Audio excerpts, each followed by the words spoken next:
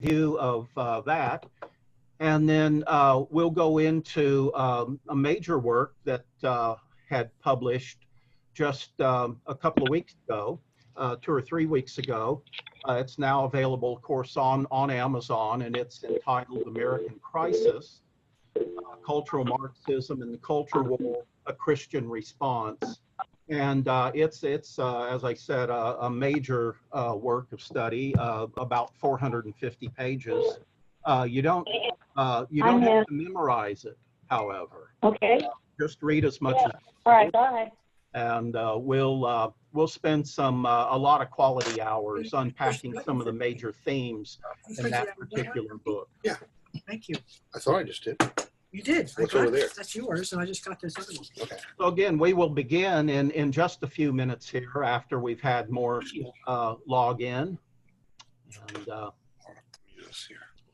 glad you're able to join us. And by the way, this evening, I do want to end, even though we're getting a little bit of a late start, we will end very promptly at 8:30 because I know a lot of us want to tune into the Republican convention, and so we'll do that. Now, after tonight, we'll also end our sessions at 8:30. But for anyone who would like to stay on and continue to dialogue, questions, and so on, we certainly can do that. But we won't do that this evening. But beginning next week, we will. So we'll end our sessions normally at 8:30, but continue on for at least 15 or 20 minutes after that.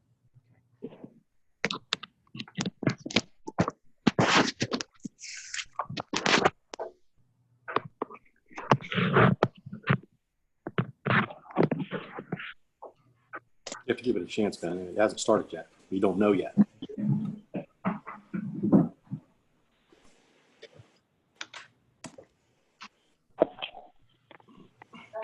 I see a lot of familiar faces and some not so familiar. Let me just, Philip Hoffman, nice to see you. Can you hear me, Philip?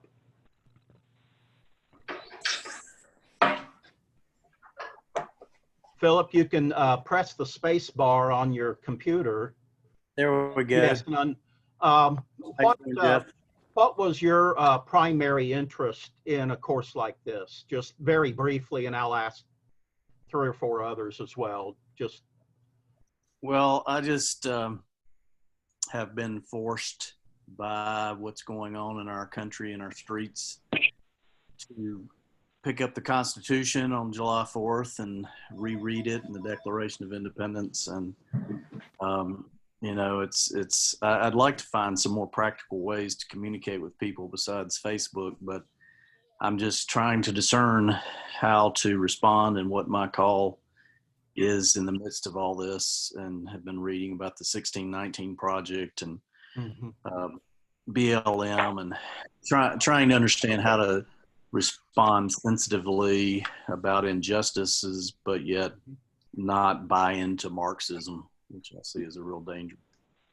Yes. And of course, this idea of the left, of cultural Marxists, basically expropriating and corrupting key terminology. Remember, George Orwell wrote about this in Animal Farm all those years ago. And then, of course, you also encounter it in the book 1984 and Brave New World and so on. So terms that should be perfectly appropriate terms like social justice and many others have been basically co-opted by the radical left. And like everything, they twist and distort the meaning of these keywords to suit their own agenda. And of course, we should have become very accustomed to that. They're very intellectually dishonest. I see Ron Cagle has joined us, and Ron, what in particular drew your attention to this course? Well, frustration, I guess, and the need for discernment in the environment that we're now living in. And the biggest concern that I have is how does an individual go forward constructively and creatively. I'm still looking for a methodology that works. I know that letters to the editor don't. Chatting with your neighbor is dependent on a lot of things beyond your control and could get your nose broke. So I'm just looking for a good path forward, and I expect you to deliver that by the end of this, Jeffrey. Well, thank you. Okay, thanks for sharing that. And essentially, the last 3 chapters in my book, American Crisis, are directed toward that.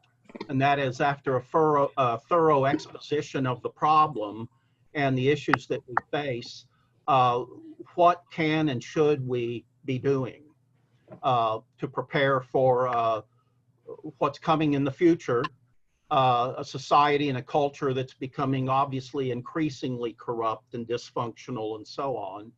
And how should, to quote Francis Schaeffer, one of his book titles from years ago, how should we then live, essentially?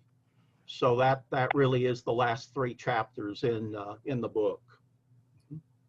Okay, let me ask one more person, and then we'll go ahead and begin. Even though I know we've got quite a number of people yet to join us, but Kimberly, I see you there, Kimberly, and I just was wondering what in particular interests you about a course like this. And you're muted. You're currently muted. You can press the space bar on your, there you go. Hi. Yes. Yes, well, when I saw the title of your book, like I've been searching, how do I have conversations with the people that the Lord is placing, in my life? And they believe such different things, and their truth has been taught to them in such, it's so messed up. Like I just need logic to be able to ask some good questions. So I need to get educated on Marxism and like what they're being taught and what can I ask to good questions. Okay, very good. Well, thank you very much. Yeah. Well, again, I know that there's many who have yet to join us, but why don't we go ahead and open with a word of prayer. And I have a brief introduction here, and then we'll get pretty promptly into the presentation for this evening. And as we go to the Lord in prayer and seek wisdom and discernment, I see Bob Harsh on the screen there. And Bob, would you please lead us in prayer? Sure.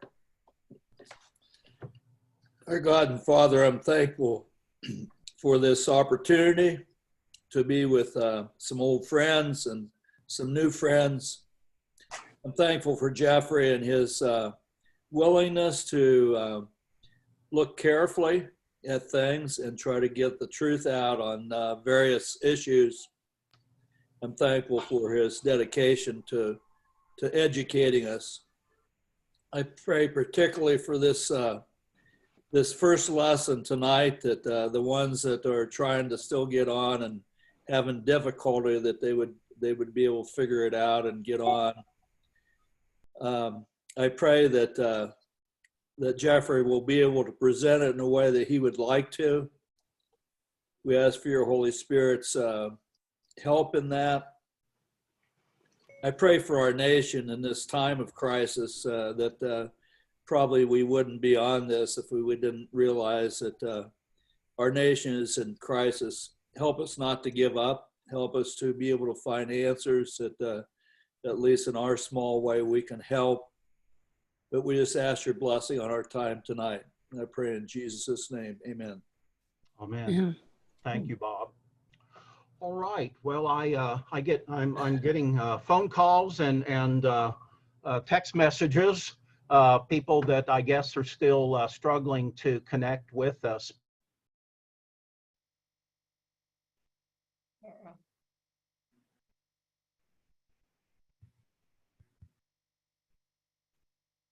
Jeffrey, you've muted yourself. No, I did it.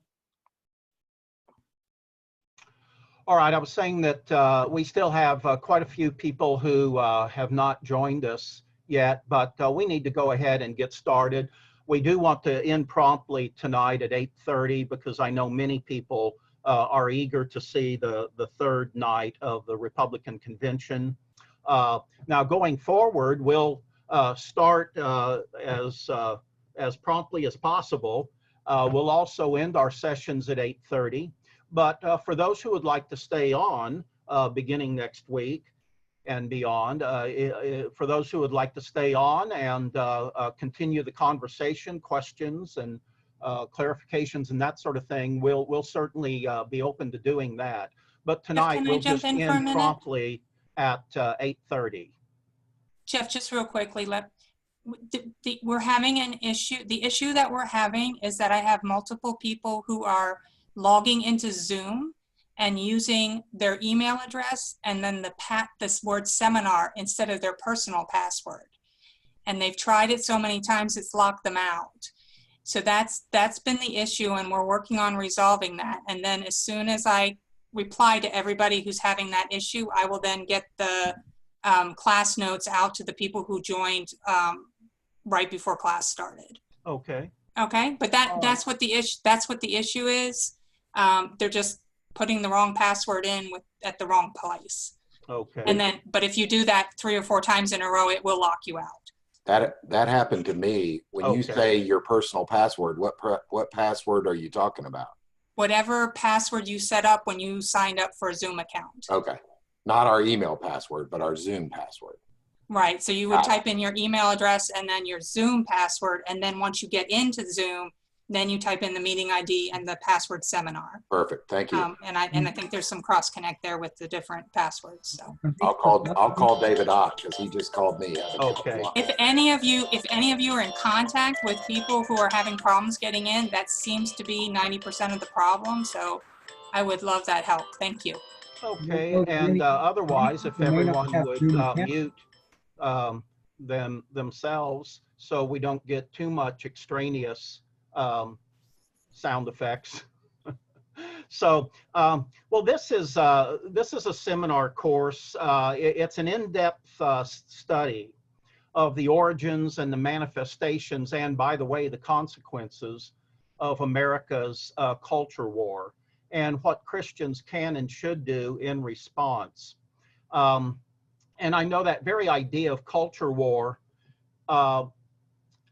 some Christians find that uncomfortable or even offensive. The problem is it's true. And we need to understand that. What we have is a titanic clash of contradictory, irreconcilable worldviews. And so we need to be honest about this and forthright and understand that we need to fight and fight tenaciously using the weapons of the Spirit, of course. We don't want to fight, obviously, using lies and deceptions and the tactics of the world. But this is a ferocious culture war, and the fate of our nation is very much at stake, as I think most of us understand. So it's to be taken seriously. Now, the purpose of the course and particularly of the book American Crisis is to reveal and analyze the great spiritual challenges that we're facing today in America. Also, of course, the moral and cultural challenges.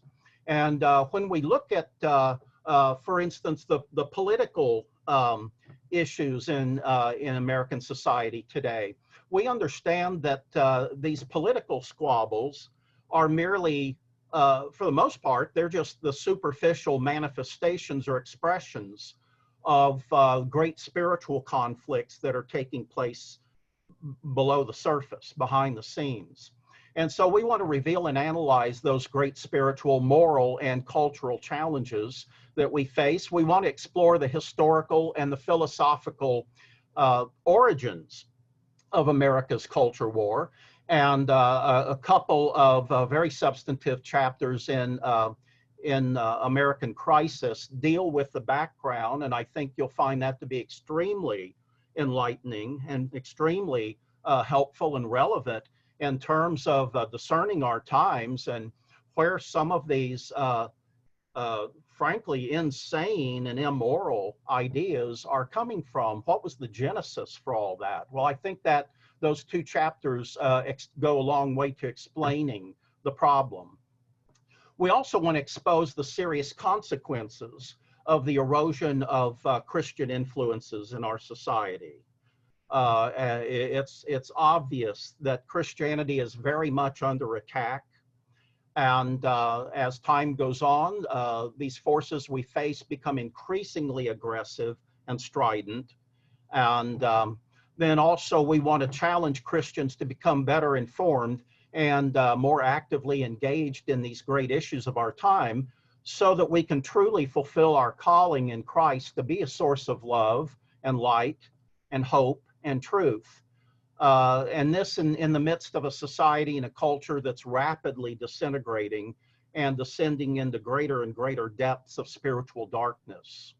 Now, this is, of course, primarily for Christians, not exclusively, however, but primarily for Christians who take their faith seriously and, again, are very concerned about the spiritual, the social, the cultural, and the political condition of America.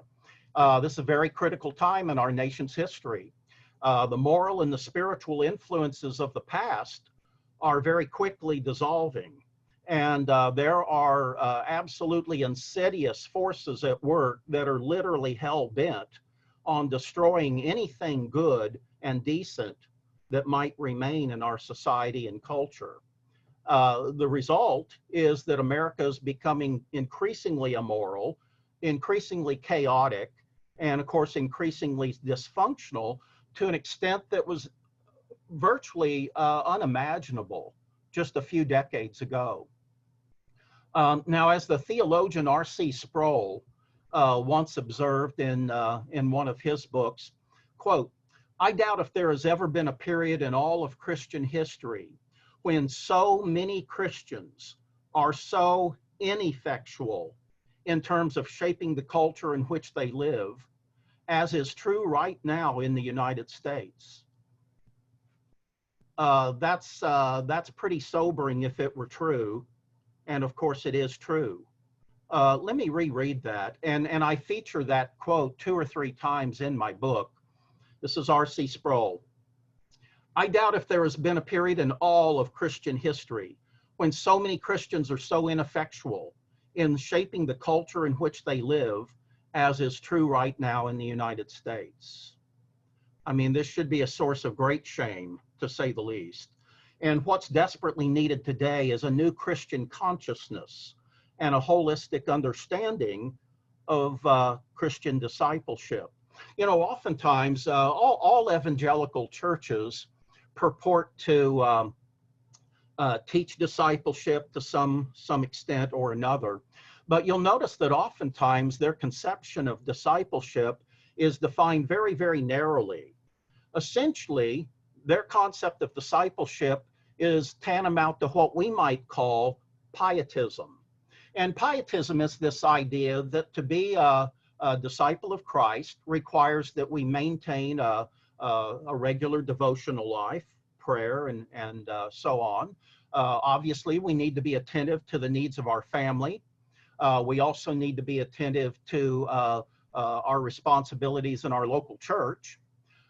But beyond that, apparently Christian discipleship doesn't really spread into the larger cultural issues of life.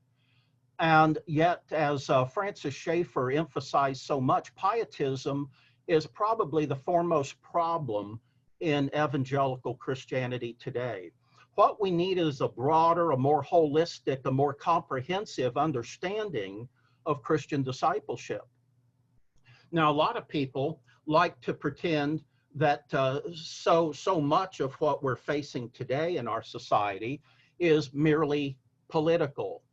And as I said earlier, yes, there are great political issues at stake, but keep in mind that the political is merely the surface level of the great spiritual and moral battles that are going on behind the scene. And so we have Christians who oftentimes will take the position that politics is messy and dirty, and they don't want to get involved in it. And of course, politics is messy and dirty. There's no question about that. But we're called, again, to be a source of light and love and hope and truth in our society. And frankly, it's quite irresponsible not to take our freedom and our political responsibilities as seriously as we should.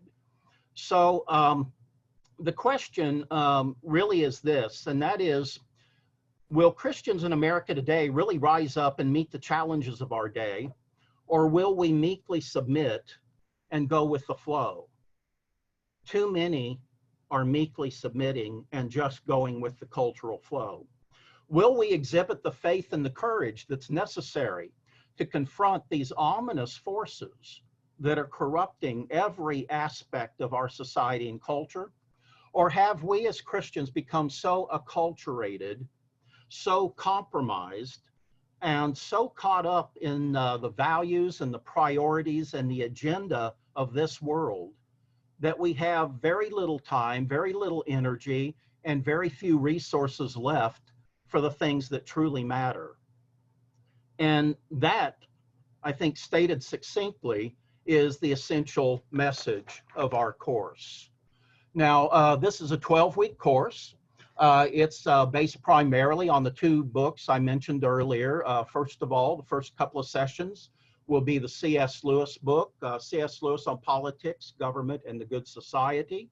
And then most of our course will be directed towards some of the themes in American crisis. So I would highly recommend that you get both if possible, and follow along. And I think you'll find that our sessions are all the more rewarding if you do that.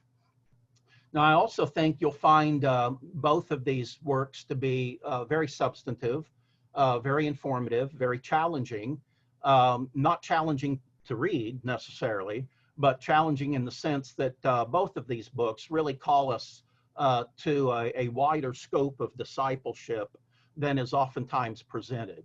And in effect, the purpose of these books, as is our course in general, is to really, as I said, expand our consciousness as Christians so that we can embrace a more comprehensive and holistic biblical worldview. I think if you watched the Democratic convention last week and you're watching the Republican convention this week, there has never in American history been such a clear delineation. These are almost like two different worldviews, or about as far toward those directions as fallible human beings are capable of doing. So a lot is at stake. And what we want to do is assess what's going on in keeping with a holistic, comprehensive biblical worldview. The future of America is very much at stake. And I'm very, very gratified that you'll be joining us for what I believe to be a very, very important study. So let me just pause briefly at that. And Andrea, do we have an update on, I noticed not too many more have joined us. So the issue is that the security has been increased and you have to sign into Zoom before you can join the class. And some people had not signed in, they didn't have an account, some different things that went on. So we're, as I said, I'm answering emails, and those people can try again in a few minutes if they've locked themselves out. And I've, suggested to some of them to, create accounts. For those of you who are not aware, there was a worldwide Zoom outage this past week during the school day. Too many kids doing homeschool on Zoom, it crashed the whole system. So there have been some changes in the last few days So you can't, as far as security goes. So there's nothing, there might have been a few people who were used to logging in who were used to joining a group without actually logging in. And that seems to have been the issue. You can't just click on the link where it said click here to join the meeting, that doesn't work? You can, but you have to have a Zoom account. You still have to have a Zoom account. Yeah. So, and you So know, everybody has to have a Zoom account to participate. they do now. Really? Yes. Because that's not true of all the other Zoom This seminars just I've took been effect to. in the last week. Oh, okay. So Really?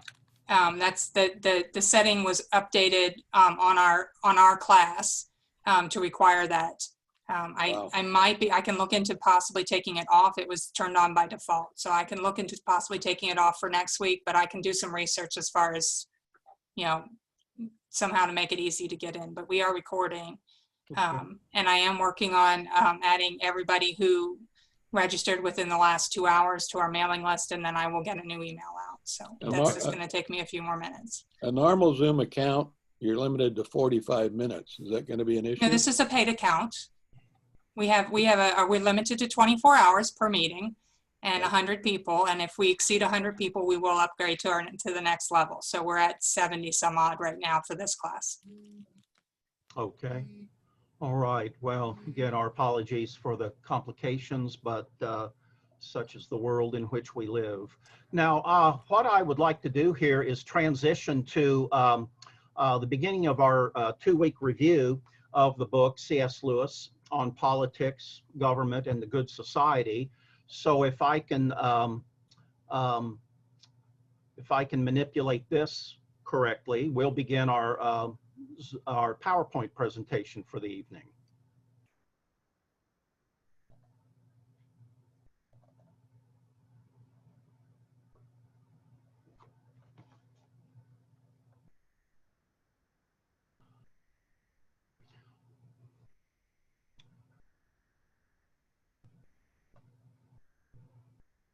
You doing okay, Jeff?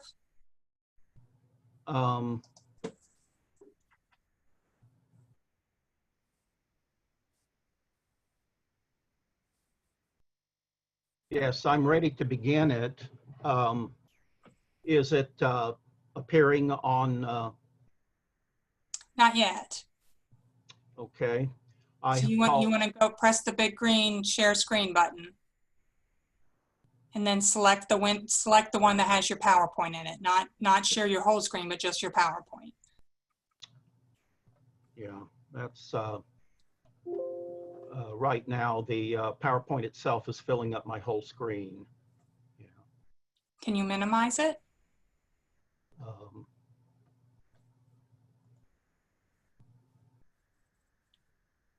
You could also hold down the Alt key and press Tab, and that should switch you to the other window.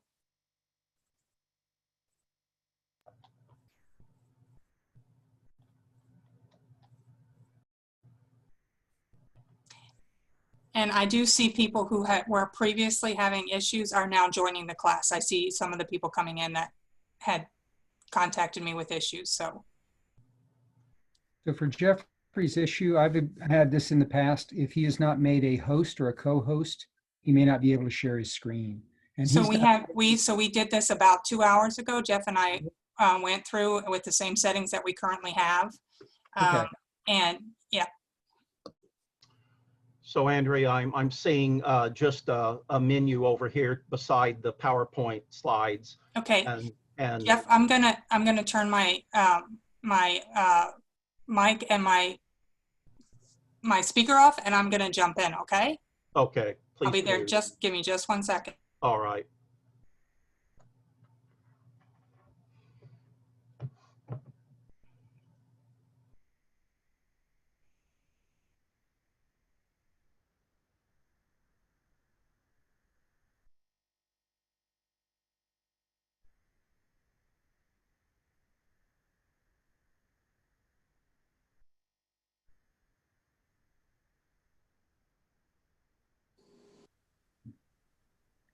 Well, Jeffrey, it's good to see you while we're waiting here for a moment. Nice to have you back on. Be Yes, nice to see you, Lou. We can't. Well, Can't see you. I can turn me back on, but I didn't want to. But it's good to be back in the saddle again, and I'm sure we'll get all these little bugs worked out. I surely hope so. I think we're making progress with Andrea's assistance here. There we go. I'll mute myself. Okay.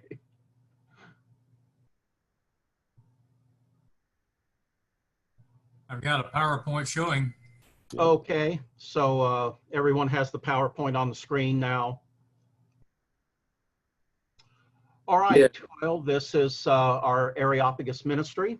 Many of you are very familiar with it, the kind of courses that we offer. We specialize in primarily Christian apologetics, cultural apologetics, such as this course. We do a lot with history, Christian history, and just mainstream history. We also do quite a lot with literature and the arts, and with science-related issues as well.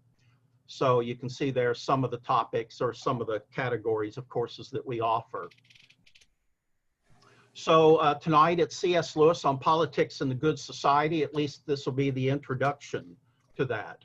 And it's based on this book, as I mentioned earlier. And so the contents, we'll begin with an overview. Then we'll look at a preface to the book, an introduction, and we'll look at C.S. Lewis on natural law. We'll go as far into the contents as possible so that we can aptly finish up next week. Now, hopefully, you have the outline, the 4-page outline that we sent out. If not, we will get that to you as quickly as possible. All right, let me begin with this. And some of you probably recognize what's on the screen, others perhaps not much of a clue. And this should clarify the matter considerably. Jeff, sorry to interrupt. I just sent the outline to the 9 people who joined us just within the last couple hours. So if you are one of those people, if you want to go ahead and check your email, it should be arriving within a minute or 2. Great, thank you. All right, so what we have here is the Korean Peninsula, the bottom half, of course, which is lit up and looks rather alive. The northern part, very, very dark and foreboding. The point here is obvious, and that is that politics matters. And here we have one of the most repressive communist regimes, of course, in the world. And you can see the results in terms of the kind of society and culture that the people in the North are forced to live under in comparison to that in the South. All right, so an overview of C.S. Lewis on Politics and the Good Society. Now, if you have, again, a copy of our outline, you don't need to take notes on this. I'm going to speed through this, and then we'll slow down when we get to the introduction. But I just wanted to let you know in brief what the booklet itself covers. And we'd start with this idea of C.S. Lewis. Why would we even care what he wrote on politics and government and social issues? After all, isn't he the guy that wrote The Lion, the Witch, and the Wardrobe? A lot of even Christians, believe it or not, are not aware of the enormous breadth of his knowledge and all that he addressed in his writings. So I'll make the point that I believe C.S. Lewis to be the preeminent sage of the 20th century. Now, sage is not exactly a word that we use very often, for good reason. We have few, if any.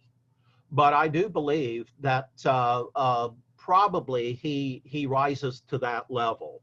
Lewis combined, as you see, an enormous breadth and depth of knowledge in the humanities with a Christ-centered wisdom, very perceptive insights into a vast variety of areas: bibliology, theology, philosophy, apologetics, Western literature, history, political science, psychology, sociology, and so on.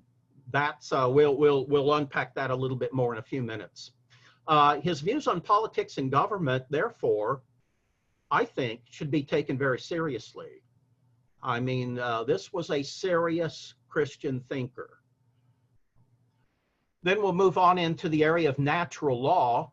And what is natural law? Well, that's the moral foundation for any kind of society that's based on justice and reason, and any kind of society that attempts to correlate with reality.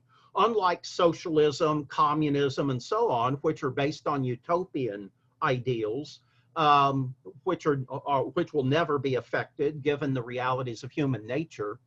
And so when we look at the field of natural law, we briefly will look at the origins of natural law theory. And if that term natural law is not familiar to you, just think of it in these terms. This is natural moral law, or natural ethics, you might say. And this is, we'll briefly, as I said, look at the origins there. Now, this is a concept that's emphasized by the Apostle Paul in the first 2 chapters of Romans. And this is also a concept that was later developed by some of the greatest Christian intellectuals, philosophers of the ages, Augustine, Thomas Aquinas, and others. It's also a concept that was ratified and affirmed by some of the great reformers, Martin Luther, John Calvin, and so on. And the summary principle would essentially be this, and that is, there are principles of what is true and what is good and what is beautiful that all mankind is required to observe and live up to. Then we'll look at a rational, ethical, and realistic political philosophy, a sober assessment of the realities of human nature. Now imagine trying to build a rational, just, and workable society and a political system if you don't understand the realities of human nature. And so we always start with that. And if we don't understand, if we assume that human nature is better than it actually is, or for that matter, if we assume that human nature is even worse than it actually is, we're going to design a social system, a cultural system, and a political system that does not work, that is prone to incredible abuse and tyranny and corruption and so on. Now, C.S. Lewis was not an idealist. He was not any kind of utopian theoretician. He understands the realities of human nature. Now, he's not a classical conservative. He's certainly not a libertarian. He is no Democrat, small d Democrat, and he certainly was no socialist. And he wrote quite a lot on in terms of an assessment and a critique of those various positions. What C.S. Lewis settled on and believed was the best possible and workable and moral political system was what we would call classical liberalism. Now, that's not to be confused at all with modern liberalism. In fact, it's almost diametrically opposed to modern liberalism. When we talk about classical liberalism, we're talking about constitutional Republican-style government, such as was articulated probably most effectively by John Locke, and then those who came in the generations after Locke, who admired his teachings and writings, like Thomas Jefferson, like James Madison, and so on. Then we'll, in the book, it looks at the 2 great threats to Western civilization as C.S. Lewis articulated them. Now, keep in mind that Lewis is writing this back in the 1940s and 50s. So this is 70 or 80 years prior to our day. But what he greatly feared was what he called technocracy. You think, well, that sounds very, very, very contemporary, where the technocrats basically are driving the agenda. Well, Lewis understands this, but he understands it 70 or 80 years ago.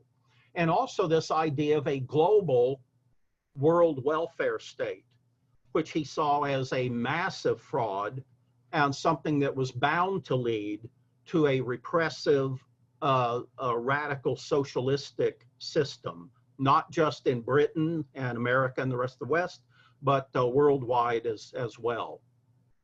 Then we put forth some common sense guidelines for a relatively good and just society and government. And why do we say relatively good? Well, because that's as good as it gets given the realities of human nature. Okay. Lewis makes some comments about what we call anti-sacralism. In other words, as Christians, should we be trying to control the agenda in society? Should it be our intention to set up some kind of a Christian theocracy in America? And Lewis will remind us and argue very persuasively that theocracy, people who purport to rule by God's sanctions, theocracy is the very worst of all governments. And think about Islam. I mean, Islam is a perfect example historically of an attempt to impose theocracy on people. The Bible sanctions certain principles and goals for government society, such as, for instance, the Bible emphasizes justice, social justice, not Marxist social justice, but true social justice. Also, of course, the Bible promotes civility, equal opportunity in society, tolerance, and reasonable parameters of human liberty. But the Bible offers no specific means for accomplishing these ends. It leaves that open. Now, a good society and government operates on the basis of natural law principles, as we'll talk about. And C.S. Lewis saw himself primarily, if he had to define his political and social orientation, he would say, well, I'm more or less a traditionalist. And we will we'll contrast that with the idea of being, quote, conservative in the modern sense of the term. So he emphasizes that in some respects, a good society would be according to our ideas of conservatism. In other areas, a good society would be, quote, socialistic. Now, don't jump to any conclusions here, because when C.S. Lewis is using this term socialistic and saying that an ideal society would be, quote, somewhat socialistic, he's not thinking of Marxism, of course. He's using the term socialism in the very broadest, most generic sense imaginable, and that is a society that's a charitable society, a society based on cooperation rather than ruthless competition or predatory competition. He's talking about a society that promotes the common good over purely individualistic rights. C.S. Lewis was certainly not a libertarian. He believed that we do have very serious social obligations. Okay. Now, moving on. Having said that in some respects a good society would be socialistic, in fact, Lewis saves some of his harshest criticisms for state socialism. Socialism, he says, assumes that the state is capable of micromanaging our economy, which is nonsense. It's a disaster. Socialism puts the economic cart before the horse by emphasizing the redistribution of wealth rather than the creation of wealth. First of all, you have to create wealth, and then you can talk about how the wealth should be redistributed. Socialism encourages dependence upon the government rather than personal initiative and self-responsibility. For all these reasons, Lewis believes socialism was deathly to independence and freedom. Also, socialism is unjust and unfair because it confiscates the wealth of hardworking, productive people, and it redistributes that wealth to people who are not hardworking and productive. Also, socialism inevitably leads to the growth of authoritarian government that threatens individual liberty. So again, Lewis is very, very sharp in his criticism of state socialism. And I think, you know, if you read the book, and we'll talk a little bit more about this later, you can use a lot of his criticisms in term and apply that to, for instance, the democratic socialist agenda that's so prevalent today. Now, furthermore, politics matters. And we've talked about the problem of Christian pietism. No one is above politics. We are commanded by the Lord Jesus Christ to love God with all our heart, soul, mind, and strength. We're also called to love our neighbor as ourself. This is a comprehensive mandate. How could we possibly love our neighbor if all we care about was their religious state of being? No, we need to love them holistically, and that would include caring about the kind of society, the kind of laws, the kind of policies and programs that in many respects dictate or control their lives. So politics is very, very important. Nobody is above politics. I can assure you, no pastor is above politics, or no church leader is above politics. Then the ministry of the watchman.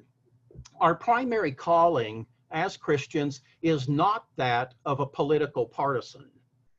Now, as the two political parties in America continue to separate and the gulf between them becomes wider and wider and wider, I will readily concede that this becomes more and more problematic. But nonetheless, we need to think and act as social critics who apply Christian values and standards to the issues of our day.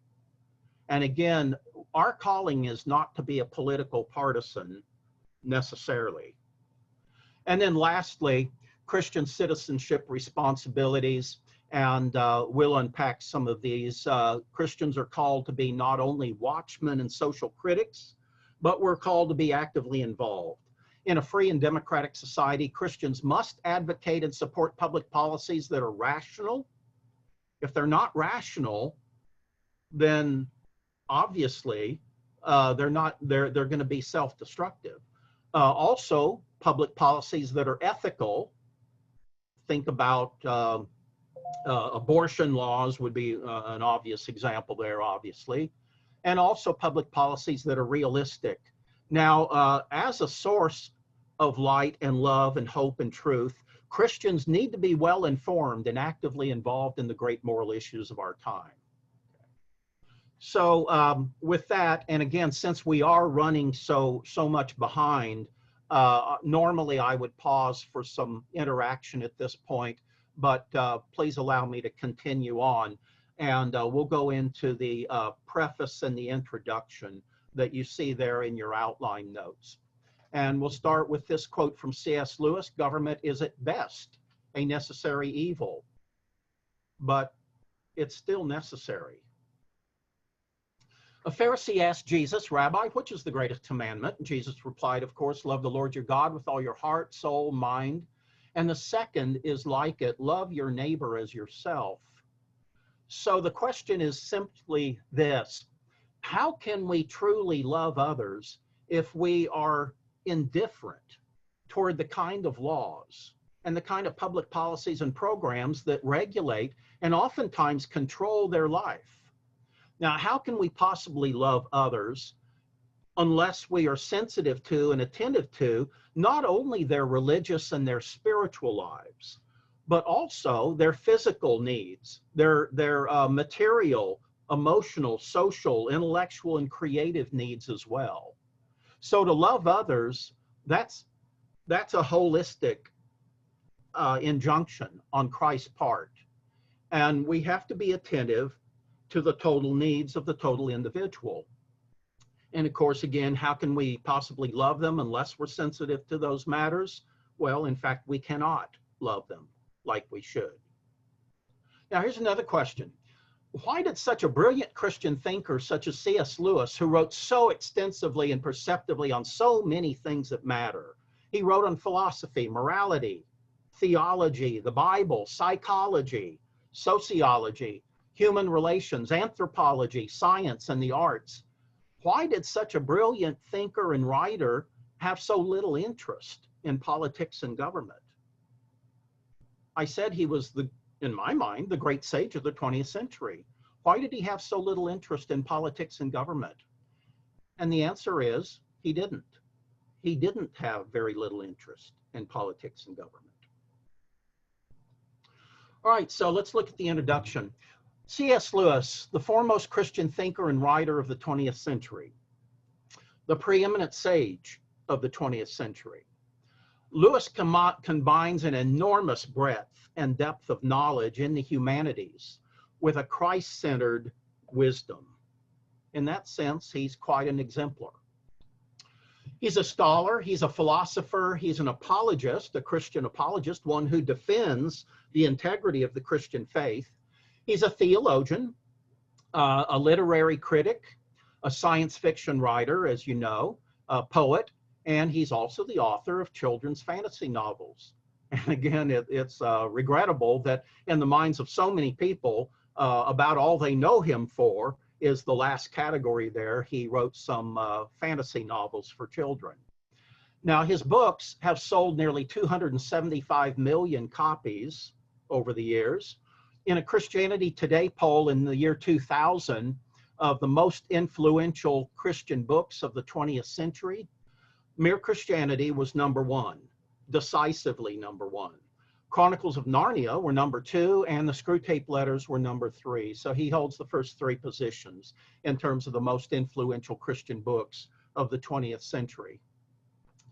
He's one of the 20 most significant and influential Christians in history, in my opinion. And this is a separate lecture itself. We go through 20 individuals who I would consider to be the most significant and influential Christians in all of history. And I would definitely include C.S. Lewis in that very elite group.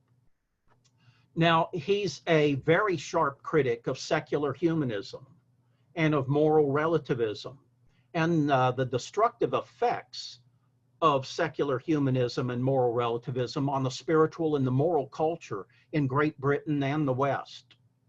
Like his colleague and friend J.R.R. Tolkien, Lewis's writings were deliberately at variance with modern trends and fads. I mean, we could not overemphasize that point.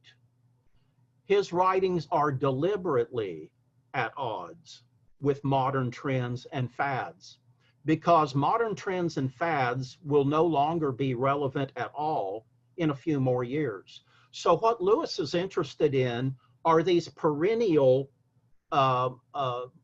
truths that relate to mankind, our relationship to God, our purpose for being here, is there meaning and purpose in life, and so on. That's what interests C.S. Lewis. And he's totally disinterested in pop culture. Now, you know, having said that, I think we should be aware of pop culture because there's certainly a lot of times when we need to be able to carry on a somewhat informed conversation with people that are into pop culture. But for Lewis, he has a particular calling, and it certainly does not include modern trends and fads. His primary focus is, again, to use the Platonic triad of virtues. He is writing about what is true, what is good, and what is beautiful. And that's what occupies his focus and his passion. Now, Lewis, in his life, and we have a course on this, the life and writings of C.S. Lewis, I would call Lewis the prototypical, quote, everyman of the 20th century. Now, he is raised in a nominally Christian family. And for the first several years of his life, he would, of course, by default, I guess, call himself a Christian. But by the time he becomes a teenager, at least by the time he's 14, he is moved from nominal Christianity, which provides no real basis for the Christian faith anyway, to becoming an atheistic skeptic. And that's because all of the impressive people that he's encountering, teachers and so on, are themselves religious skeptics, and some are outright atheists. So he believes that smart people are religious skeptics. But within a couple of years, he's moved from that position of atheistic skepticism, realizing that atheistic skepticism only leads to abject despair. it leads to nihilism or nihilism, the idea that nothing in life matters. And by the way, if nothing in life matters, neither does your life. And so it's a very, very bleak worldview. And so Lewis is looking for something that can stir his soul and animate him. And so he moves from atheistic skepticism into romantic idealism. Now, you might say that somebody that goes into romantic idealism is someone who may accept that this is a meaningless, purposeless world, but nonetheless, we at least perceive that there's some beauty in this life, and that's the appeal. Life may ultimately be meaningless, but while we're here, there are things that we can truly enjoy. So romantic idealism. Okay. But that doesn't suffice either, because it still is rooted in basically a secular, agnostic, or even atheistic mindset. And Lewis, and we don't have time to go into the details here, but Lewis becomes acutely aware that there is another realm of reality that transcends just the physical material world. And this leads him into the occult, in particular, a particular strand of the occult called theosophy. And what this does, of course, is open up Lewis to the realization, the belief that there is a reality, there is a spiritual reality in life and in this world, something beyond just materiality and something beyond just naturalism. And now, of course, you know, if we were counseling a young person who's sort of on a spiritual pilgrimage, we probably would not recommend, would we, that they check out the occult, because it can be a deathly trap. But nonetheless, in the case of Lewis, it actually opens him up to the realization that there is something beyond just the material. Now, with that though, why is it that there are certain things in this life that we perceive as being good and positive and worthy of pursuit? Why do we have a sense that certain things are right and wrong, and certain things are good, and certain things apparently are just abjectly evil? Well, Lewis concludes at this point in his life, and by the way, he's about 16 years old at this point, 16 or 17. He concludes, like many ancient theoreticians did, and that is, okay, how do you account for the great good in this world and the great evil in this world? Well, there must be two gods, okay? There must be a good God and a bad God. And apparently neither one is superior to the other, because neither one seems to totally dominate the other one.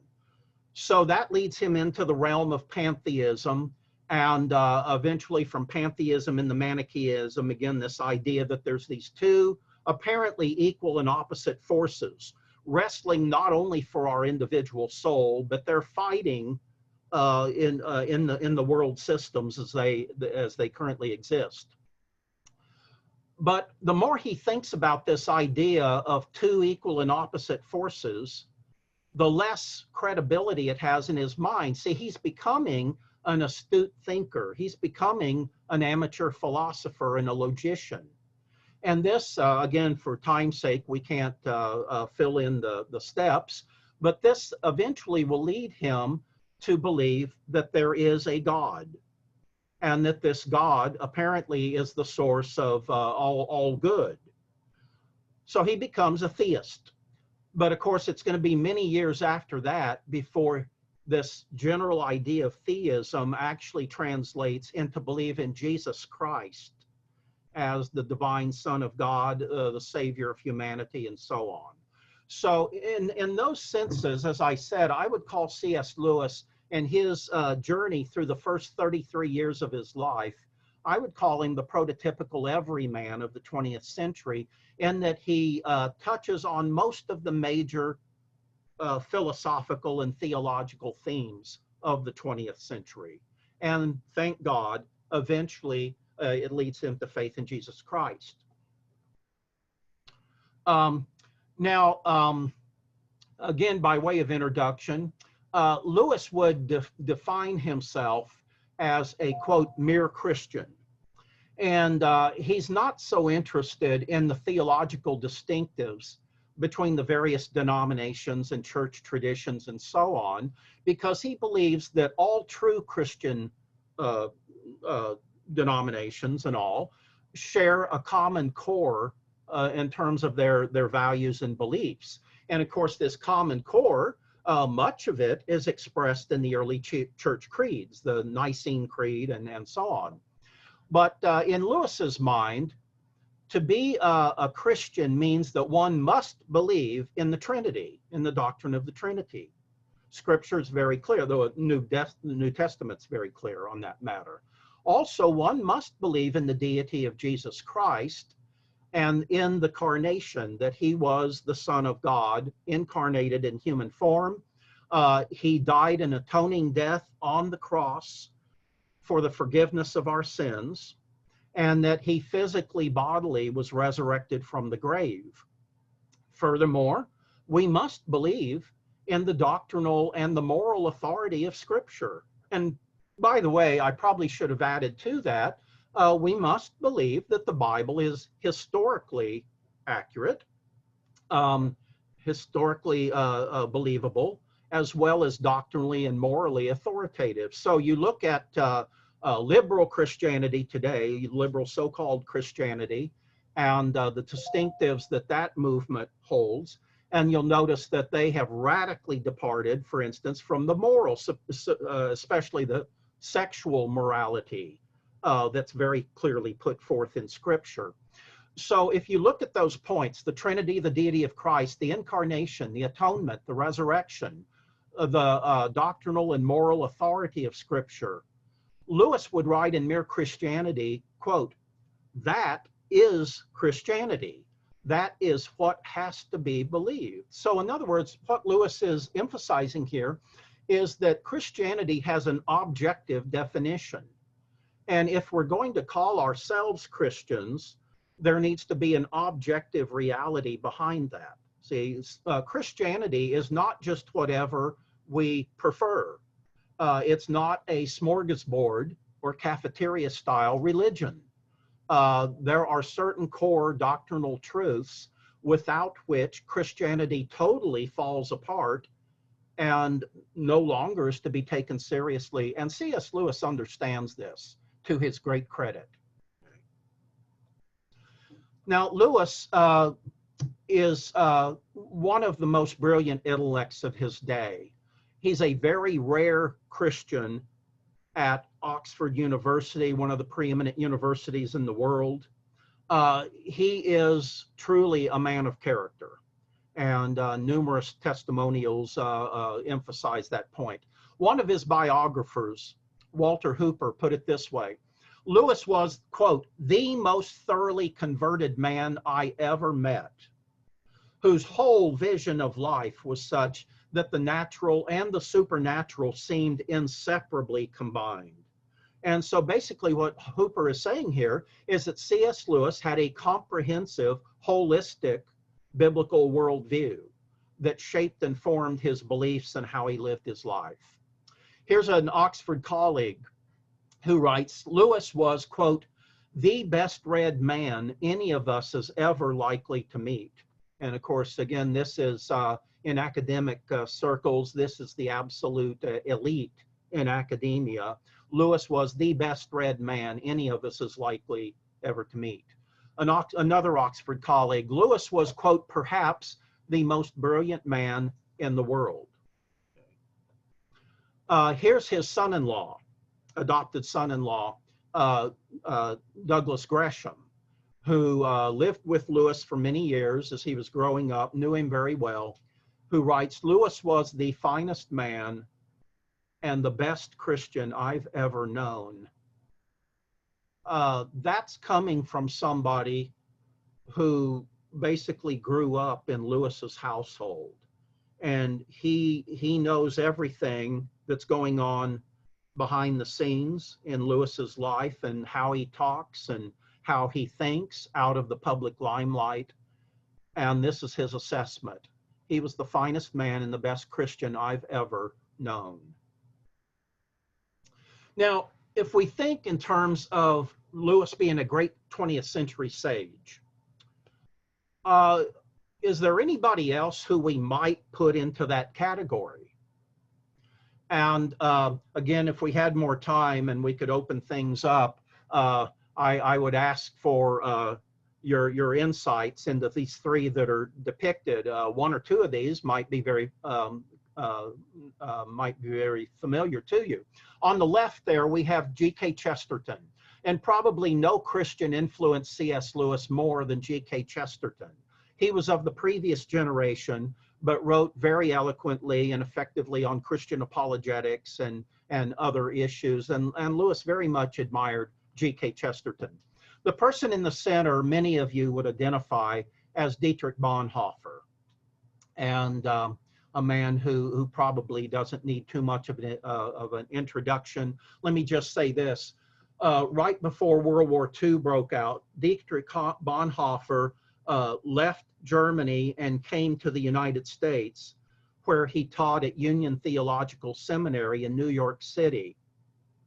Well, the war broke out, and Bonhoeffer knew as well as anybody what the catastrophic consequences of World War II would be. Nonetheless, Bonhoeffer gives up this very elite, very cushy academic position here in America and returns back to Germany. And his thinking, again, as many of you probably have heard, was this: if I don't go through the sufferings of the German people, I won't really have the credibility that I need to help restore Germany after the war is over. This was virtually a suicidal mission, and it did end, of course, in his death. He was hanged at Flossenburg concentration camp just 4 or 5 days before the end of World War II. So a very, very admirable man. And some of you probably have read about his life or read The Cost of Discipleship and so on. The person on the right is probably familiar to some of you. This is Alexander Solzhenitsyn.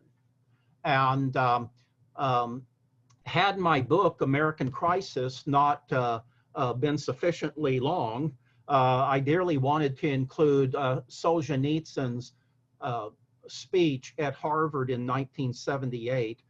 And it's one of the most brilliant speeches I've ever read in my life, in which he incorporates Christian values and natural law principles. It shocked the Harvard faculty. And but if you have a chance and you haven't read that speech before, please Google it and read it. You'll be extremely impressed by Solzhenitsyn's address at Harvard, 1978. All right, is there anybody else who we might say, in some respects, might have been a 20th century sage? Well, we have the person on the left here, William F. Buckley Jr. We have the person on the right, Malcolm Muggeridge. Both of these people had enormous influence, one an American, the other English, of course.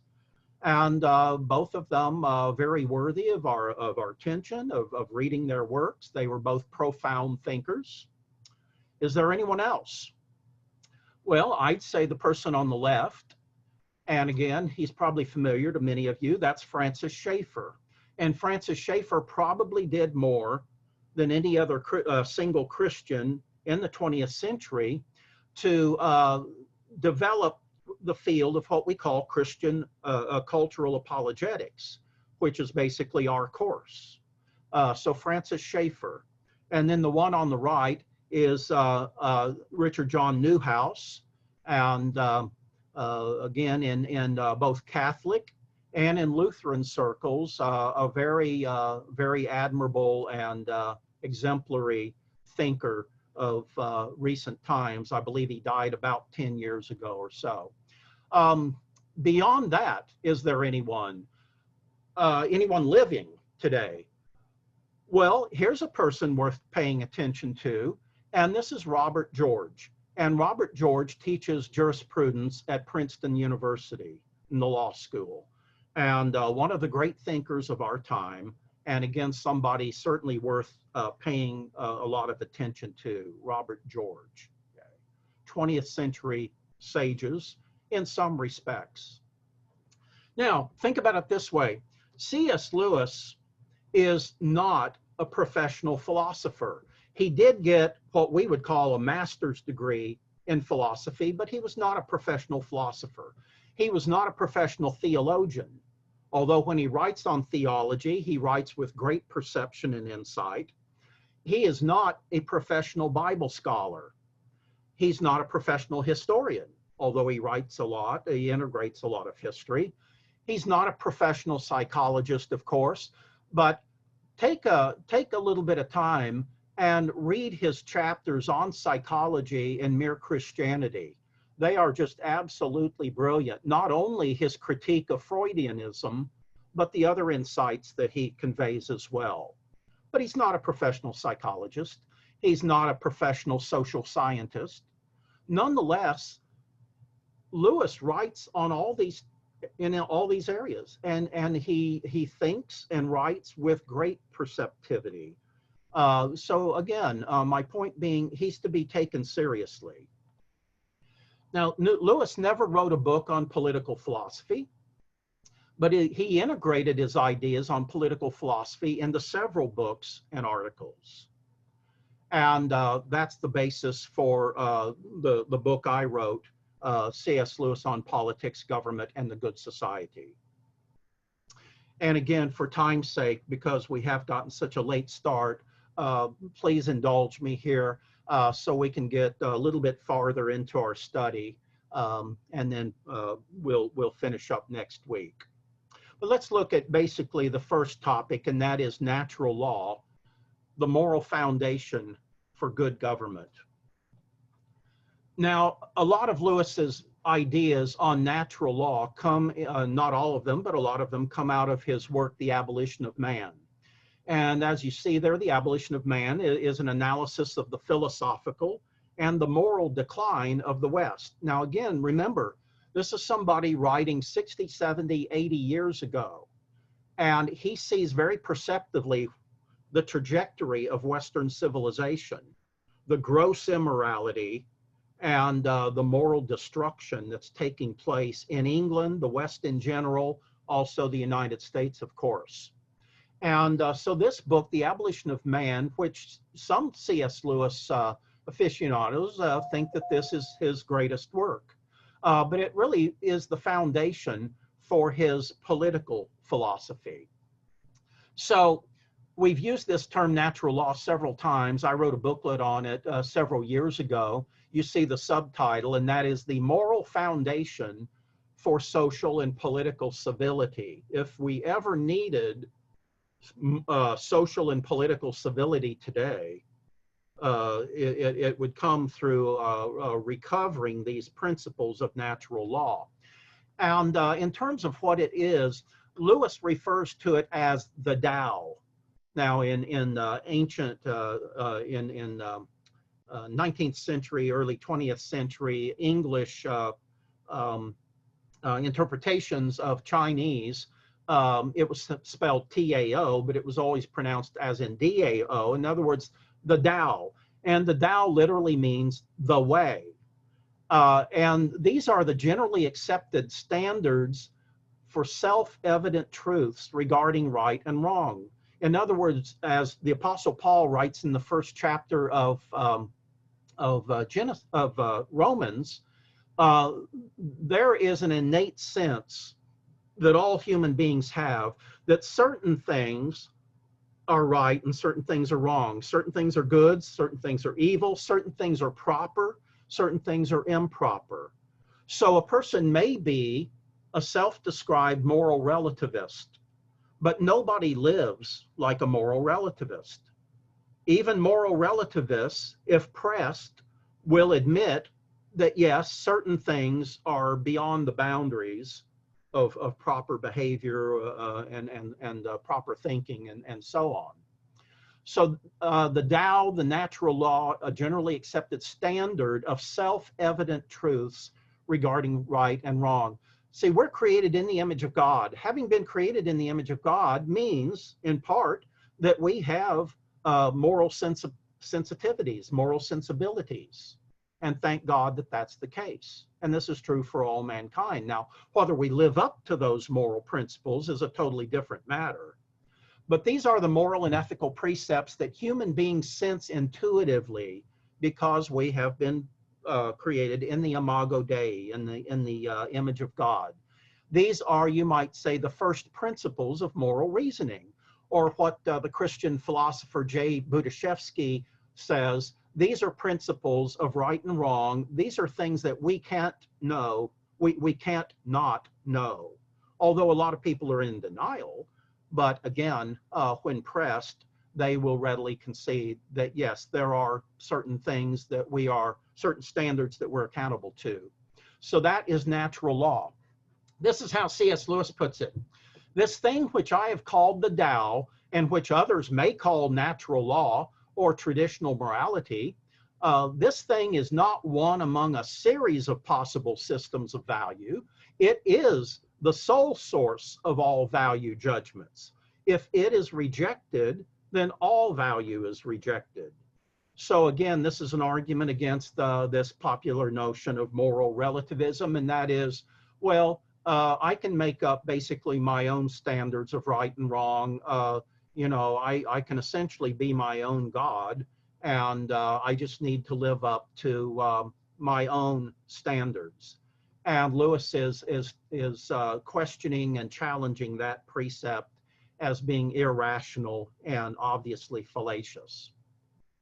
Now, what are the consequences of rejecting the natural law, the moral law? Well, Lewis puts it this way. He says, once we eliminate moral standards, we abolish man as a moral being and as a creature who's made in the image of God. We deny the true humanity of God, of man, essentially. And the result is what he would call men without chests, who are driven by their stomachs, by their passions. No longer does their heart lead them, rather their animal passions dictate much of what they think, their behavior, and so on. And the result of a society full of people, men without chests, women without chests, driven by their passions, the end result is, of course, dystopia. And now moral relativism has been, of course, an integral part of the 20th century culture war. Religion, philosophy, all these areas have been corrupted. Think about religion, obviously. Think about how Christianity has been so distorted and corrupted by, heresies like theological liberalism. There's others we could list as well. Philosophy has been corrupted. The idea that there are no absolute moral truths and so on. The law profession, legal profession, science, technology, education, the arts and entertainment, they've all been corrupted as a result of rejecting the moral law. What are the consequences? Well, back in 1963, remember Bob Dylan wrote a very famous song, "The Times They Are A-Changin'." Very prophetic in a secular sense. Well, 30 years later, Bob Dylan writes another song on another album with the title "Everything is Broken." So we go from "The Times They Are Changing" to "Everything is Broken." And of course, that was 30 years ago from where we are today. Imagine what he might write today if he were still on this same track. So the consequences of rejecting the moral law. Lewis writes, the process which, if not checked, will abolish man goes on apace among communists and Democrats, and he's not talking about, of course, the modern Democratic Party necessarily. He's talking about people who believe in democracy, basically. The process which, if not checked, will abolish man goes on apace among communists and Democrats, no less than among fascists or Nazis. The methods may at first differ in brutality, but many a mild-eyed scientist, many a popular dramatist, many an amateur philosopher means in the long run just the same as the Nazi rulers of Germany. Traditional values, they claim, are to be debunked, and mankind is to be cut out of some fresh shape at the will of the ruling elite. Now, again, does that not sound suspiciously like the track that many Americans are on today, and in particular, the Democratic Party is promoting and leading? So the consequences of rejecting the moral law. Well, we have the corruption and the demise of moral education, of modern education. A good example would be the writings of Howard Zinn. Now, when I was teaching at Georgia State University, I taught primarily United States history. There were probably about 25 of us, maybe 20 or 25 of us in the department who taught U.S. history. There were a few who used Howard Zinn's People's History of the United States as their basic textbook, but these were among the most left-wing on the faculty at the time. Now, today I understand that A People's History of the United States is the single most popular textbook in colleges and universities. There's also a student edition for high school students that is also quite popular today as well. And what this is a Marxist skewing, a Marxist perversion of American history, but a very, very influential and popular one. So you're wondering about so many of these younger generation out in the streets rioting, apparently hate America, tearing apart major cities and whatever. Many of these, you might say, are Howard Zinn's children. Consequences of rejecting the moral law: the decline of virtue and wisdom. Reason must rule emotions, according to the great philosophers of the past. And yet today, those ideas are laughed at in academia. And what we have is a rejection of what I call the Platonic triad, an emphasis on what is true, what is good, and what is beautiful. All those are ridiculed today. So what are we talking about exactly here in terms of natural law? Well, here's some basic principles. Now, again, keep in mind that natural law principles apply to virtually all human civilizations throughout all of time, pre-Christian as well as Christian era, and even into our current post-Christian era. So principle number one would be, there is somebody or something to which we are accountable. There is a God, or maybe gods, or a first cause, or whatever, that is responsible for our existence and responsible for the maintenance of our universe. Now, flowing from that principle, there's a moral law to which we are accountable. In other words, regardless of our preferences and our feelings, there are certain attitudes, there's certain speech and actions that are objectively right and wrong, regardless of our personal and our subjective feelings about them. Now, of course, having acknowledged that, that doesn't mean that we live up to those standards consistently, or some don't even attempt to live up to standards like that, but they still know intuitively that there are standards. The sanctity of human life and a prohibition on murder. Now, of course, this is part of natural law, but it's also, of course, this principle has been regularly violated throughout all of human history. And today, of course, in America, what is it, how many hundreds of thousands of babies are aborted every year here in America, and so on, and the escalating murder rate and so on. Also, it's a realization that there is a rule of law, either a formal written code or informal customs, to which we need to conform in order to have any kind of well-regulated society. Now, we have a right to self-defense. There are certain private property rights that we are entitled to protection from arbitrary government abuse and coercion. Now, again, this has been regularly violated throughout, history, but nonetheless, there's that idea that this is what should be the case. And furthermore, this realization that there are certain virtues to which we're accountable. We should pursue wisdom and honor and courage and moderation. Now, again, depending on what civilization we're talking about, they will draw the parameters, the lines differently. But there's still a basic understanding of this. How about honesty in interpersonal relations and commercial transactions? Otherwise, our society just disintegrates and falls apart. Standards of social decency and propriety. And look how much those have changed in the last just 10 years from what they were. Sexual restrictions, the sanctity of marriage. Now, again, regularly violated, but nonetheless generally acknowledged. Prohibitions on sexual promiscuity, incest, and rape. Respect for one's parents, ancestors, and elders. Proper protection and provision for children. Most all societies, are in agreement on that historically. The value of kindness and compassion and mercy and forgiveness. Also, the primacy of the common good over exclusively individual rights.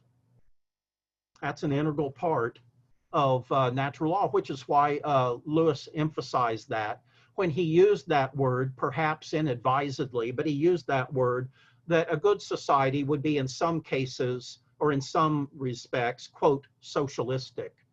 But, we clarified that and we'll continue next week. The principle of reciprocity and a tacit acknowledgement of the golden rule, do unto others as you would have them do unto you. And the summary principle here would be the bottom line, do good and avoid evil. Okay, now again, people regularly fail, but that is a fundamental principle of natural law. So in the booklet, I talk about the history, the philosophical origins of natural law coming out of the great philosophers of Greece, Socrates, Plato, Aristotle, Christian applications, the Apostle Paul writing in the first chapter of Romans, Augustine's writings, Thomas Aquinas, Luther, and Calvin, modern proponents of natural law theory, from William Blackstone to John Locke to Thomas Jefferson to Robert Bork, who was denied a position, as you remember, on the U.S. Supreme Court precisely because he upheld the principles of natural law. Now, so did Clarence Thomas. And Clarence Thomas was, as you know, managed to be confirmed by the Senate. And we'll end very quickly here with this. Modern proponents of natural law, well, one of the foremost would be Martin Luther King Jr., for instance. And this is an excerpt from his famous letter from a Birmingham jail. Many of you have probably read that, familiar with it. But here is King addressing primarily pastors, ministers, primarily white ministers in Birmingham, who have criticized him for leading public protests on behalf of civil rights. And King writes, "You express a great deal of anxiety over our willingness to break laws." Okay, now this is certainly a legitimate concern. Since we so diligently urge people to obey the Supreme Court's decision of 1954 that outlawed segregation in public schools, it may seem paradoxical for us to consciously break laws. One may ask, quote, how can you advocate breaking some laws but obeying others? Well, the answer lies in the fact that there are two types of laws, just and unjust. I would be the first to advocate obeying just laws. One has not only a legal but a moral responsibility to obey just laws. Conversely, one has a moral responsibility to disobey unjust laws. Remember the apostles Peter and John standing before the Sanhedrin, we must obey God rather than man. And King goes on to say, I would agree with St. Augustine that an unjust law is no law at all. Now, what's the difference between the two? How does one determine whether a law is just or unjust? Well, a just law is a man-made code that squares with the moral law or the law of God. An unjust law is a code that's out of harmony with the moral law. To put it in the terms of St. Thomas Aquinas, an unjust law is a human law that is not rooted in eternal law and natural law. Any law that uplifts human personality is just. Any law that degrades human personality is unjust. All segregation statutes are unjust because segregation distorts the soul and damages the personality. It gives the segregator a false sense of superiority and the segregated a false sense of inferiority. So Martin Luther King on natural law. And we will stop at this point. I think we've gone a minute or two beyond 8:30. And I would like for us to cease at this point so that we can tune in to the convention. As I said, next week we'll make an honest effort to start on time and we'll end on time. And then for those who want to continue the discussion, questions and answers and observations on your part, we'll have plenty of time for that next week as well. Okay. If you have any responses to our session this evening, please don't hesitate to send me or to send Andrea Smith an email, and we'll look at all those and we'll respond to your questions or comments. So thank you very much. Very good being with you. I hope that was informative. I hope it was you saw it to be relevant, and we've just barely touched the surface on what I think should be a very, very rewarding study over the next several weeks. So God bless you. Have a wonderful week, and we look forward to reconvening next Wednesday evening. Thank you. Thank you, Jeffrey. Thank you.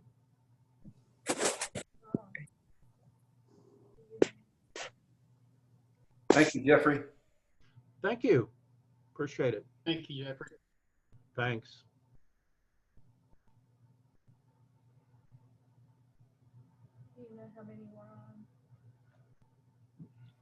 And Andrea.